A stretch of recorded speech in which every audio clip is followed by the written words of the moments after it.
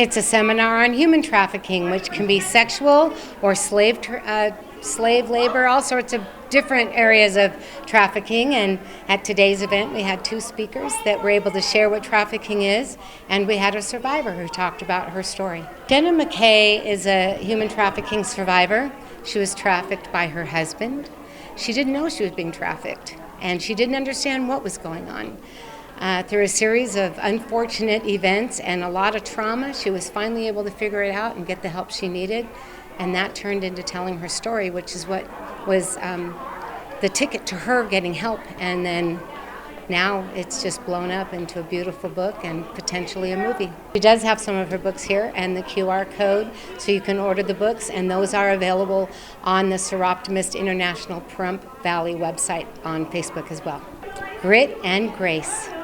With the labor, a lot of times the people who are the labor trafficked are people who are not from this country, and oftentimes their passports are taken and they're held against their will and they're threatened.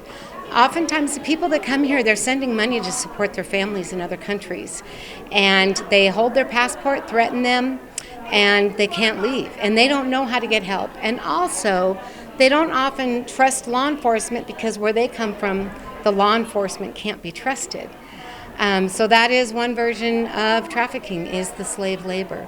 What we're seeing right now oftentimes are the children coming across the border, and they're used as trafficking to divert attention from the drug traffickers. You'll see the 4-year-old by themselves, with just a name and a phone number.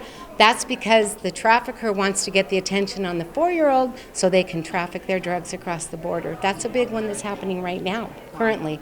The international symbol for I need help, which could be trafficking, rape, kidnapping, or just I'm being held against my will. It could be many different things, but it's the thumb underneath the fingers and the up and down.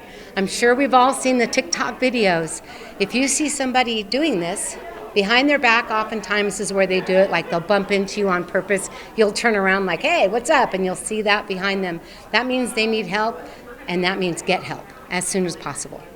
You might be a victim, and many victims don't know that they're a victim of trafficking. They don't even know that's what it is.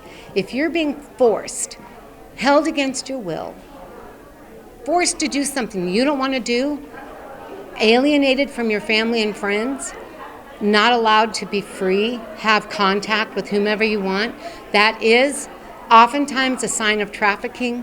You can reach out to 911. You can reach out to friends and neighbors. Do whatever you need to do. The local hospital, fake that you're sick and you have to go to the urgent care. They know what to do and they can help you.